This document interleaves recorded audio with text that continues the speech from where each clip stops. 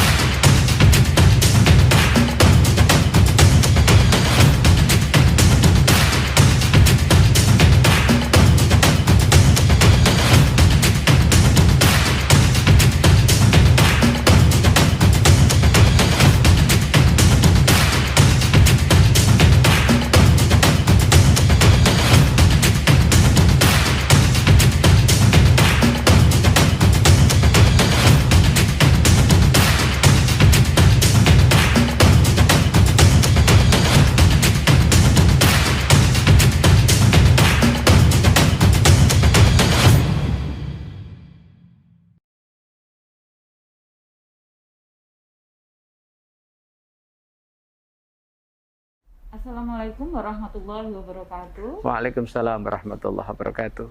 Selamat siang, pembaca Surya. Saat ini saya Yuni, reporter harian Surya di Kabupaten Jember, sedang bersama dengan Bapak PLT Bupati Kabupaten Jember, pelaksana tugas Bupati Kabupaten Jember, Bapak Kiai Haji Abdul Mukid Arif. Assalamualaikum Pak Yai. Waalaikumsalam warahmatullahi wabarakatuh. Terima kasih siang, Yun. Sudah menerima saya siang ini di ruang kerja yang di sela-sela kesibukannya akhirnya bisa menerima saya.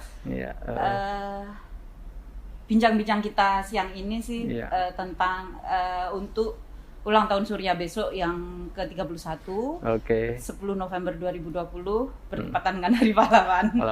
Semoga Surya jadi pahlawan. Amin, harapannya juga begitu, melalui kerja-kerja kami, kerja jurnalistik kami, produk-produk jurnalistik di Harian Surya, di Tribun Network, diharapkan memang bisa menjadi pahlawan bagi masyarakat Jawa Timur, Jember, Jawa Timur, Indonesia, dan semuanya, kayak gitu.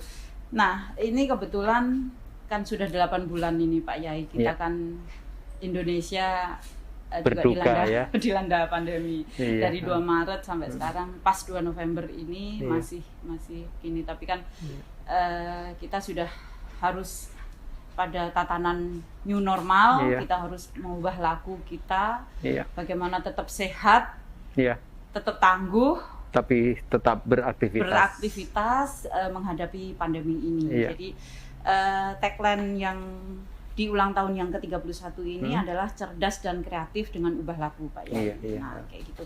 Nah, Kabupaten Jember sebagai salah satu juga yang terdampak, yang terkena ini juga 31 kecamatan dengan jumlah penduduk 2,5 juta. 2,5 juta ini kan otomatis juga menjadi PR bagi pemerintah Kabupaten Jember. Nah, saat ini Pak Yai Mukid memimpin Kabupaten Jember selama 72 hari mulai dari 26 September 2020 sampai 5 Desember nanti kayak gitu. Tentunya tidak mudah gitu kan, tidak mudah kayak gitu. Sebenarnya apa yang sudah dilakukan oleh pemerintah Kabupaten Jember Pak Yai selama 8 bulan ini kemarin ketika apa ya, bahasa Jawanya itu der gitu ya, dilanda pandemi ini datang, kemudian saat ini harus sudah menghadapi kebiasaan baru, mengubah laku ini. Apa yang sudah dilakukan oleh pemerintah Kabupaten Jember, Pak? Baik Yun, terima kasih ya. Selamat ulang tahun juga untuk Surya. Terima kasih.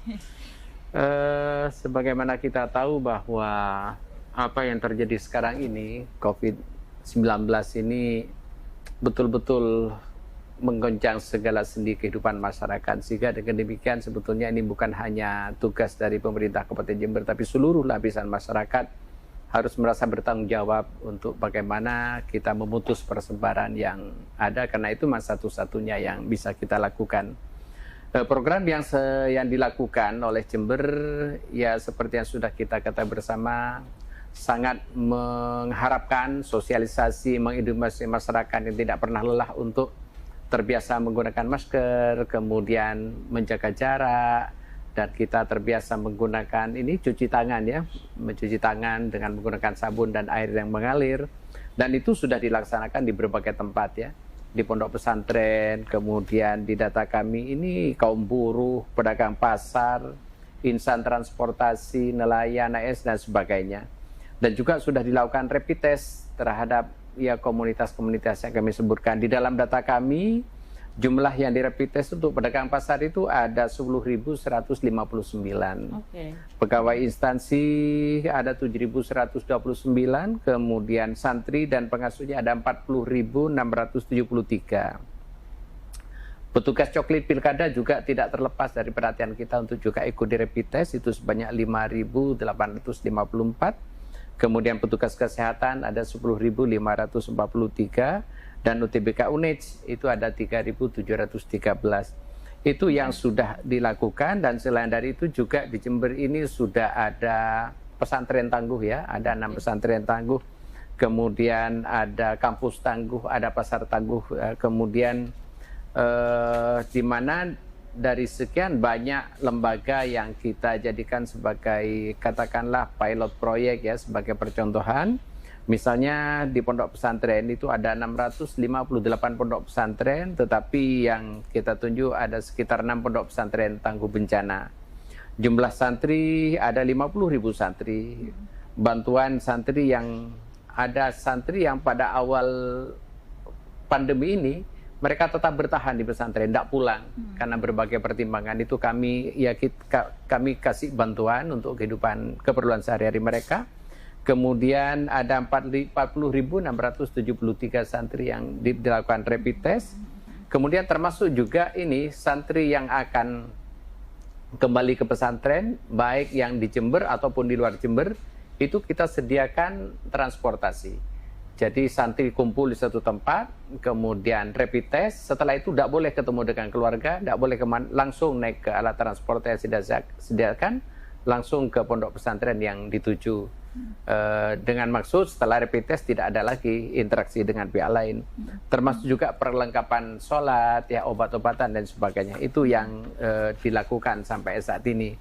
Kemudian yang berkaitan dengan pesantren tangguh ini, kampus tangguh, kemudian pasar tangguh, itu ada perhatian khusus memang, di mana sosialisasi, edukasi kepada masyarakat terus kita lakukan.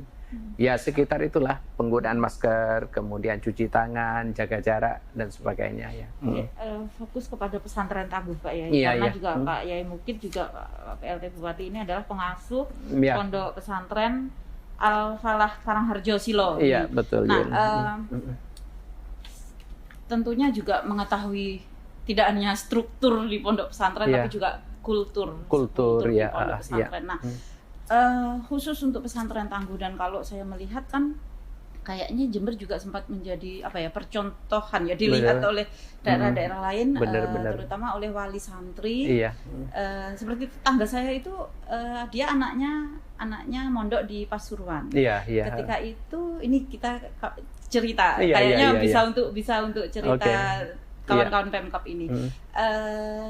Dia awalnya karena di Pasuruan dan di pondoknya tidak ada fasilitas gratis untuk rapid. Nah, akhirnya tetangga itu saling berkomunikasi dan mencoba memanfaatkan fasilitas rapid gratis yang diberikan oleh Pemkab Jember. Nah, ini adalah salah satu saya pikir salah satu contoh bagus gitu ya, contoh bagus. Nah, dari situ sebenarnya dari yang sudah dilakukan khusus untuk pesantren tangguh ini Pak Yai, apakah bisa menekan keberhasilan dalam menekan penyebaran virus corona ini seperti apa? Iya, betul. Jadi berkaitan dengan santri ya, secara keseluruhan memang Jember melakukan langkah-langkah yang menurut saya sangat tepat dan strategis, di mana setiap santri itu yang akan kembali ke pondok pesantren rapid test dulu, dan itu gratis, semuanya ditanggung oleh Pemkab, termasuk juga penyediaan transportasi. Kenapa kita melakukan itu? Karena berkaitan dengan penekanan angka persebaran, saya kira santri ini lebih aman berada di pesantren daripada kemudian di rumah mereka jalan kemana-mana, kemudian lebih aman di pesantren. Nah, mengapa kita lakukan begitu ketat? Setelah rapid test, naik ke alat transportasi, kemudian sampai di pesantren diserahkan kepada pengasuh, dan tentunya pada waktu itu sudah disampaikan agar pengasuh pondok pesantren itu betul-betul menjaga santri, sehingga ketika anak-anak sudah berada di pesantren, itu interaksi dengan masyarakat luar harus betul-betul dibatasi, termasuk dengan orang tuanya. Ya, di tempat kami misalnya, santri sudah berada di dalam, nanti kalau misalnya ada santri sakit, pulang ke rumah, ketika akan kembali, mereka harus melakukan rapid test ulang. Dan ketika anak-anak sudah berada di pondok, itu biasanya tidak bisa ketemu dengan orang tuanya. Kalau di tempat kami memang hanya dari gerbang ke asrama memang kelihatan, tetapi pakai handy talkie ya, untuk pakai itu. Tetapi untuk bersalaman ketemu langsung tidak bisa. Jadi kalau misalnya bawa barang-barang, mereka disemprot disinfektan dulu, kemudian baru diserahkan. Ada petugas yang sudah disediakan. Jarak antara penyambang orang tua dengan santri ya bermacam-macam sih. Kalau di tempat kami mungkin ada sekitar 15 meter lah. 15 meter? Iya, 15 meter. Berbicara memakai handy talkie. Iya, handy talkie. Mereka, kami menyampaikan kepada para orang tua itu dilakukan semata-mata dulu keselamatan kita semua. Karena wali santri kan mereka kemana-mana. Jadi mungkin berdagang, mungkin jadi ketemu dengan kita kan nggak tahu. Mereka mungkin bisa kelihatan sehat ya, tetapi siapa tahu mereka OTG, orang tanpa gejala. Maka untuk menyelamatkan putra-putrinya, mereka harus ikuti protokol kesehatan seperti itu. Dan alhamdulillah masyarakat dan wali santri sangat memahami itu. Tidak ada yang protes Pak Yai. Ini Pak Yai ada yang protes. Itu biasanya adalah santri-santri dari keluarga yang kurang paham tentang dunia pesantren. Ya, pernah kejadian ada santri baru sih, sebetulnya baru 10 hari mondok, orang tuanya datang, kemudian mau ketemu tidak boleh. Nah, kan agak emosi ya. Kemudian kena ya kalau begitu anak saya tidak jadi mondok, ya monggo. Ya, daripada nanti kita berikan kebebasan tapi berbahaya bagi yang lain. Tapi akhirnya tetap mondok atau tidak? Berhenti. Ya, tapi hanya satu orang. Hanya satu orang. Dari hampir 1000 santri, satu orang 1000 santri di Al-Falah. Di Al-Falah ya. Bagaimana Pak Yai cara memberi pemahaman ini yang penting karena kan ya itu tadi tidak semua orang tua mau dan legowo ya. Karena sudah jarang ketemu, sekalinya sambang nggak boleh. Kalau orang tua biasanya kan meluk gitu kan, nggak boleh meluk kayak gitu. Itu juga saya rasakan karena saya juga punya anak mondok ya di Madura juga seperti itu. Yang penting menurut saya adalah pendekatan dengan menggunakan bahasa yang bisa dipahami oleh masyarakat ya. Kalau misalnya masyarakat pesantren kita menggunakan pendekatan agama. Jadi bagaimana semestinya kita menyikapi wabah yang seperti ini. Ada yang mengatakan seperti akan dibenturkan dengan ajaran agama. Sholat aja kok tidak boleh, sholat Id kok malah lebih takut ke corona daripada kepada Allah. Bukan seperti itu. Justru kita melakukan pembatasan semacam itu karena emang ya takut kepada Allah ya. Jadi kita memang diperintahkan kalau dalam agama itu tidak boleh membunuh diri. Bunuh diri itu bisa seperti ini, bisa juga terjun ke suatu medan yang memang betul-betul bermasalah gitu ya. Jadi ya yang paling penting menurut saya adalah bagaimana bisa menjelaskan kepada masyarakat itu dengan bahasa-bahasa yang bisa dipahami oleh masyarakat. Saja kalau misalnya sebagai PLT Bupati, kalau masyarakat saya kan sering ketika ketemu dengan masyarakat di suatu tempat saya tanya, Bapak Ibu ini pakai masker enak nggak? Jujur loh Mbak. Mereka menjawab, nggak enak. Pengap gitu. Bener ya, pengap. Ngomong terganggu dan sebagainya.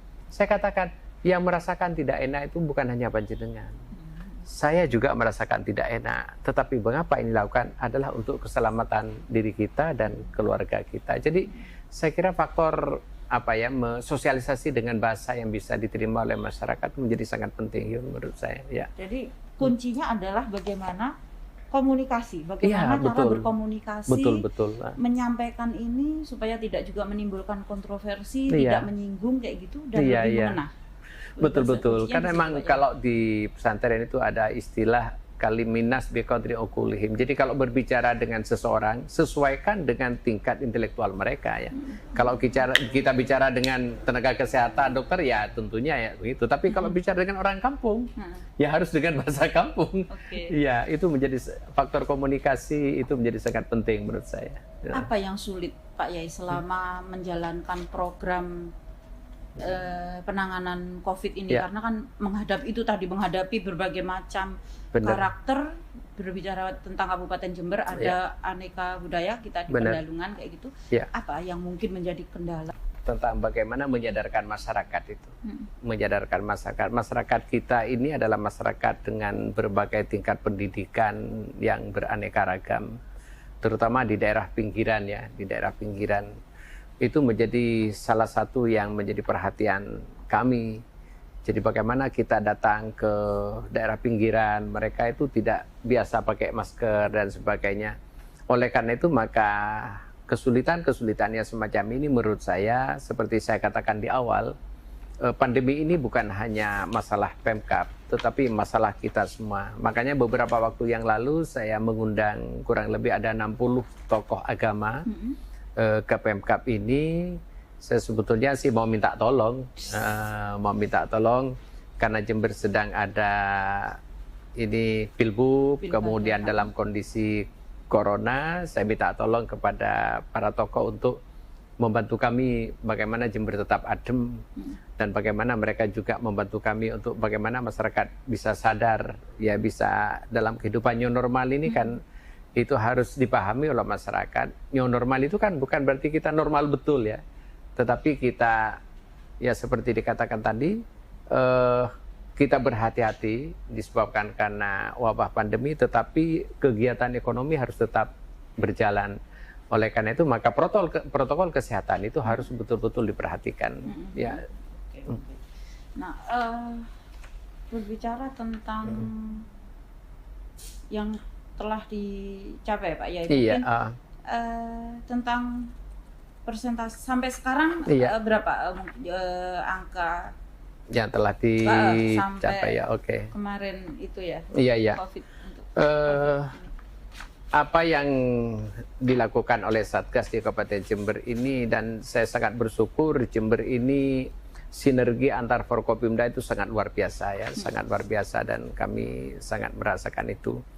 Maka kemudian bisa kita lihat sejak awal Maret ya, sejak awal Maret sampai saat ini di mana terus kita usahakan, dan sampai saat ini masih belum ada vaksin yang bisa kita pakai untuk mengatasi ini.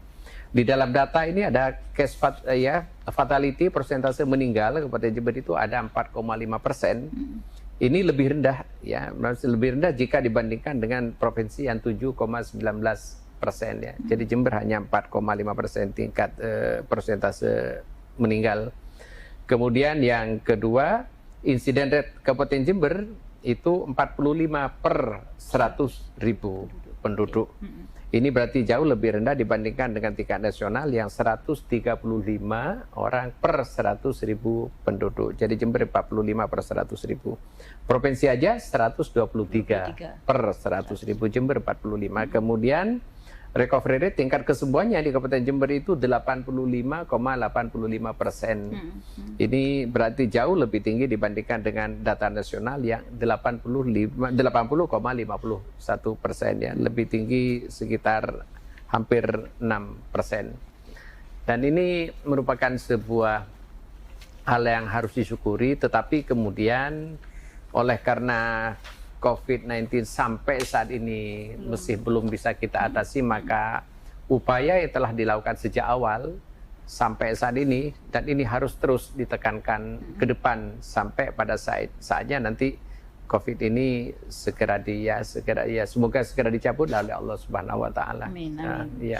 Nah, kalau saya amati beberapa hari terakhir ini kan per hari itu ada kasus baru cukup banyak, Pak Yai. Iya.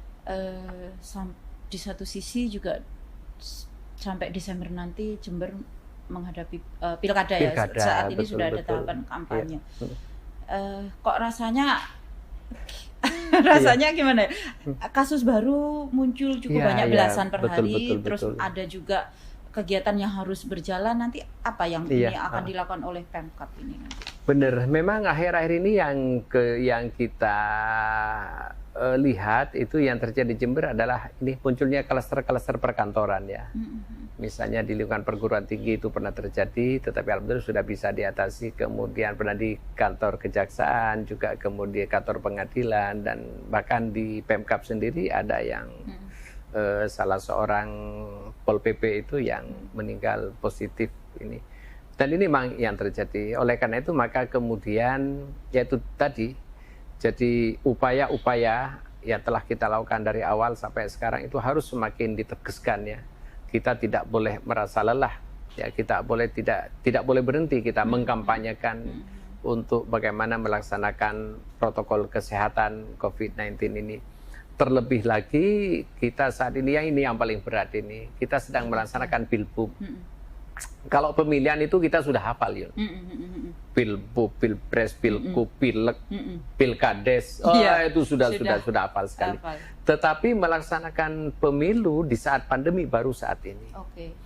Maka kemudian peraturan tidak boleh ada kampanye akbar, mengumpulkan orang maksimal hanya 50 orang, dan makanya ada sebagian mengatakan Pilbub sekarang kurang greget karena tidak kumpul banyak-banyak. Ya gimana lagi, memang harus ini lakukan dalam rangka untuk keselamatan kita semua. Bahkan sebetulnya seperti disampaikan Presiden, dan saya sangat paham itu, para calon ini mestinya dalam materi kampanye itu kampanye tentang COVID. Karena seandainya mereka nanti ditakdir oleh Allah memimpin Jember, jadi Bupati, Wakil Bupati Jember, dan dilantik pada mungkin pertengahan Februari nanti, pada saat itu sedang COVID mesti sedang terjadi di sini. Apa yang akan mereka lakukan dari aspek kesehatan, dari aspek sosial, dari aspek ekonomi, ini betul-betul harus ya persiapan yang matang. Jangan berpikir bangun jembatan segala macam. Ya kalau mereka mau ya silakan. Tetapi kondisi yang ada saat ini, bahkan seperti kita tahu yang ada sekarang aja, misalnya seperti anggaran yang dimiliki pemerintah daerah se-Indonesia itu oleh Kementerian Keuangan sudah diperintahkan untuk refocusing, realokasi secara radikal. Yaitu tadi masalah kesehatan, ekonomi, dan jari pengaman sosial ini. Saya kira itu ya. Kalau Pak Yai melihat saat ini seperti apa kedisiplinan masih di tahap pilkada, kedisiplinan dalam terkait penerapan 3M itu protokol kesehatan. Iya. Secara umum saya kira mereka cukup memperhatikan ya. Karena mereka juga akan dinilai oleh masyarakat. Masyarakat sudah tahu sekarang sedang dalam kondisi seperti ini. Hanya saja memang mesti ada mungkin 1-2 pelanggaran-pelanggaran yang paling banyak terjadi itu adalah ini, jaga jaraknya. Jaga jarak, kemudian penggunaan masker dan sebagainya. Oleh karena itu maka ya seperti saya katakan tadi, persoalan COVID-19 ini di Jember bukan hanya tanggung jawab pemerintah Kabupaten Jember, tapi tanggung jawab kita semua. Saya sangat yakin kalau Pemkabnya, para tokohnya, tokoh agamanya, kiainya, pendetanya, romonya, semuanya menyuarakan dengan pesan yang sama, insya Allah akan sangat berarti dalam rangka untuk ini membatasi ya, menghentikan persebaran COVID-19 di tengah-tengah masyarakat. Pak Yai, kembali ke pesantren Tangguh, ada yang lupa saya tanyakan. Ketika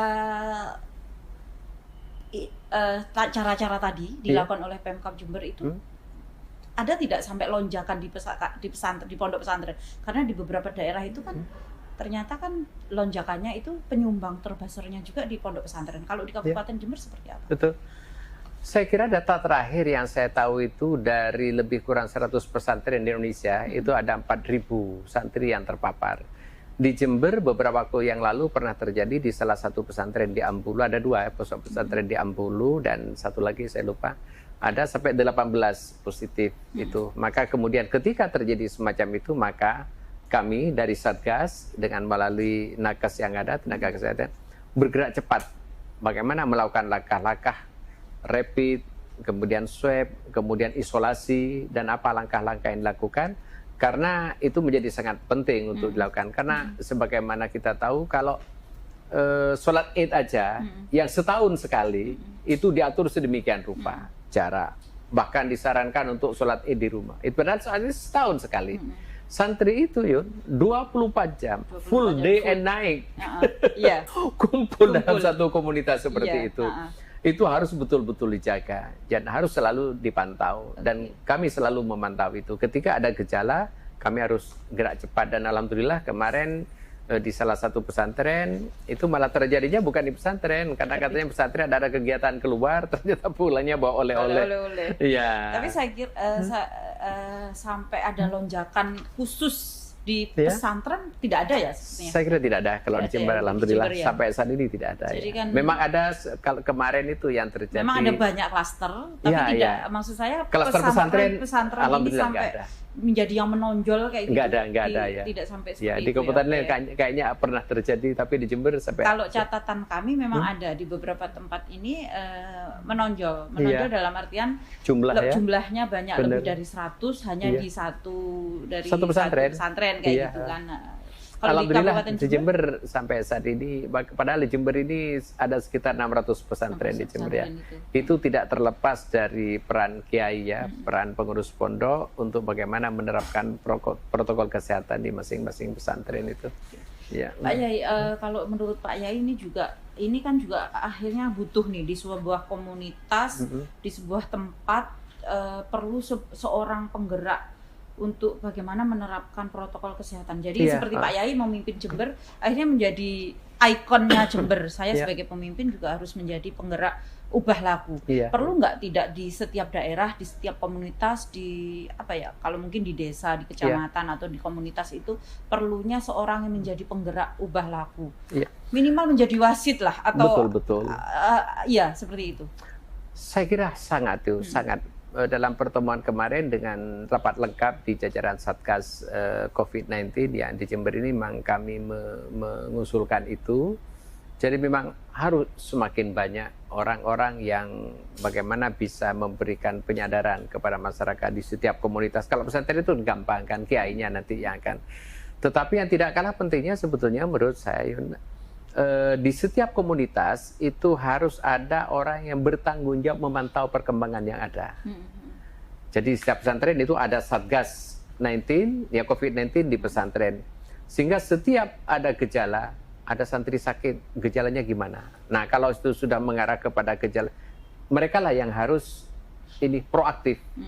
Dan ini di perkantoran itu harus ada yang betul-betul jangan sampai kemudian ada orang merasa meriang-meriang, sesak nafas, kemudian gini hanya secara pribadi mereka, saya kira tidak cukup itu. Jadi setiap komunitas itu harus ada yang betul-betul bisa memantau, karena yang sangat kita khawatirkan kan bukan hanya satu orangnya, tetapi persebarannya kepada yang lain.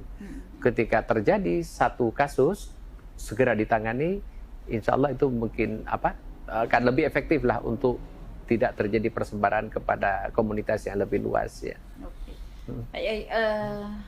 Ibu Nyai kan juga ketua PKK, Kota Tim Penggerak PKK, tim penggerak PKK di rumah juga ngopeni 1000 santri itu dari Nyai.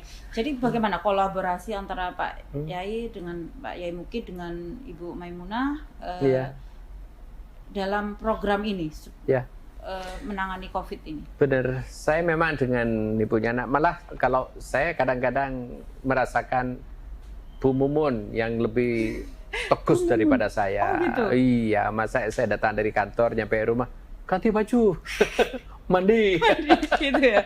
Karena seharian ketemu siapa saja gitu kan. Bahkan yang kerja batu-batu masak di rumah aja, ketika belanja dari pasar nyampe rumah sudah di stop di pintu itu. Cuci tangan. Gitu. Ya. Dan itu dilakukan selalu, baik di kegiatan-kegiatan PKK, sosial, bahkan kan itu ada program 1 juta masker atau apa ya. Itu PKK sangat aktif sekali memberikan penyadaran itu. Dan di pesantren ya seperti itulah. Saya kalau dengan Bu Mumun biasa ke santri putri, kadang-kadang kan ada anak-anak pakai masker gitu. Kemudian saya gojlokin.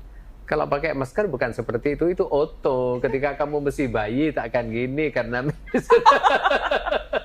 jadi diajari gitu ya. Saya memang lebih inilah kalau kepada anak didik itu lebih kepada memberikan contoh. Ya, baik kalau misalnya pas di pesantren ada sampah, saya nggak usah ngomong, ada pesantren saya ambil, saya masukkan. Itu biasa anak-anak sudah merasa sendiri. Ya, saya kira saya setuju bahwa ada ungkapan bahwa contoh nyata itu jauh lebih berpengaruh daripada kata-kata. Iya. Jadi termasuk sekarang penerapan 3M, prokes itu juga beri aja contoh nyata gitu ya. Benar. Daripada kampanye koar-koar kayak gitu. Benar. Nah, itu kan masyarakat sebetulnya sangat perlu untuk diedukasi ya, untuk dididik, dan ketika contoh-contoh itu diberikan oleh banyak orang, apalagi oleh tokoh panutan. Tokoh panutan masyarakat. Kayak Kiai Romo itu kan punya jamaah. Ketika mereka sudah datang, pernah saya datang ke sebuah acara di kampung itu ketika hari libur, saya pakai masker. Nah, keluarga yang saya datangi kemudian buru-buru cari masker. Padahal saya tidak nyuruh mereka. Tidak nyuruh ya, kayak gitu, sungkan gitu. Itu saya kira lebih baik. Lebih mengena juga. Betul, lebih mengena ya. Ini Pak Yai, selanjutnya untuk kiat sukses ini dalam menghadapi pandemi, memutus mata rantai COVID ini nanti apa kalau dari Pak Yai? Kalau menurut saya kampanye kepada masyarakat itu harus terus dilakukan di berbagai kesempatan. Bahkan saya kemarin ini menginspirasi menurut saya. Saya kebetulan ada tugas di Batu Malang di lampu merah. Ketika lampu merah itu kemudian ada himbauan untuk bagaimana kita menggunakan masker, jaga jarak. Saya kira yang namanya sosialisasi kepada masyarakat, terutama di kalangan masyarakat menengah ke bawah, itu harus terus dilakukan di berbagai tempat, di pasar ya, kemudian di pengajian-pengajian. Makanya saya kemarin ketika ketemu dengan para kiai, kalau kemarin mungkin ceramah tentang sholat, tentang surga, tentang neraka. Untuk saat ini ceramah tentang COVID ini. Tentang COVID ya. Bagaimana pandangan agama ketika kita dihadapkan kepada hal semacam ini? Kalau bagi di Islam, bagi para kiai, apa mungkin yang harus dimasukkan dalam dakwahnya tentang COVID ini, Pak Yai? Saya cuman pernah saya pernah mondok Yun. Jadi dulu diajari ada sebuah kaidah itu mengatakan begini. Darul mafasid muqaddamun ala jalbil masoleh. Menolak kerusakan, menolak bencana, menolak wabah harus lebih didahulukan daripada mengambil manfaat. Ya, itu harus didahulukan ya. Jadi kalau Arabnya itu darul mafasid muqaddamun ala jalbil masoleh. Jadi menolak bencana, menolak kerusakan itu harus kita lakukan pertama daripada mengambil manfaat. Artinya katakanlah misalnya kita ada kesempatan untuk mengambil, apakah itu mencari ilmu, apakah itu berdagang, itu kan manfaat. Tetapi kalau ada mafsadah, ada kerusakan, itu yang harus dilakukan dulu. Ya, jangan kita berenak-enak ngaji, berenak-enak belajar, sementara ada wabah. Wabahnya yang harus kita tangani dulu, baru kemudian kita manfaat apa yang dari kegiatan-kegiatan itu yang bisa dilakukan. Itu kalau orang pondok biasa hafal sekali dengan itu. Dan ini kalau dari pengamatan Pak Yai, teman-teman ulama, teman-teman kiai di Jember mulai tidak mengkampanyekan tentang menolak wabah, menolak kerusakan, itu harus didahulukan. Hanya memang kadang-kadang ada sih tokoh-tokoh agama itu yang ada yang tidak percaya dengan COVID. Kalau itu pun tidak percaya dengan COVID. Saya juga tidak tahu harus berbicara apa, Pak Yai. Kalau saya mengatakan begini, saya mencontohkan diri sendiri kalau ketemu dengan orang-orang seperti itu. Saya kiai bisa mengaji Al-Quran dengan tajwid yang baik walaupun sedikit-sedikit. Saya bisa baca kitab kuning, belajar gramatika bahasa Arab sedikit. Tapi kalau masalah virus, Kiai, saya bukan bidangnya. Oleh karena itu, ketika sudah berkaitan dengan masalah virus, kita harus banyak mendengarkan nasihat dari ahlinya, dari para dokter gitu. Alhamdulillah itu nampaknya lebih mudah diterima oleh saya sekali 2 kali ketemu dengan yang semacam itu. Ya. Dan kalau saya lihat sinergi kalau di Kabupaten Jember sinergi dengan antar pihak ini sangat kondusif ya, sangat sinergi sekali. Kapolres ya, Pak Dandim itu dengan jajarannya sampai ke tingkat desa ya, Babinsa, Babin Kaptipmas itu sangat bagus sekali, sangat kondusif, sangat produktif sekali. Jadi berbagai kegiatan rasanya tidak pernah ada yang tidak diikuti oleh ketiga unsur ini. Kami dari BPBD, Satpol PP, kemudian ya ini kalau menurut saya bahwa kebersamaan di tingkat Forkopimda ini harus ditularkan kepada tokoh di tingkat desa, kelurahan, agar supaya sinergi semacam ini betul-betul memberikan nilai tambah yang sangat bagus lah untuk mengatasi persoalan-persoalan termasuk juga masalah COVID-19 itu ya. Terakhir Pak Yai, iya. pesan Pak Yai sebagai PLT Bupati Kabupaten Jember dalam kaitan dengan COVID ya. Kaitan dengan COVID terutama untuk masyarakat Jember. Iya.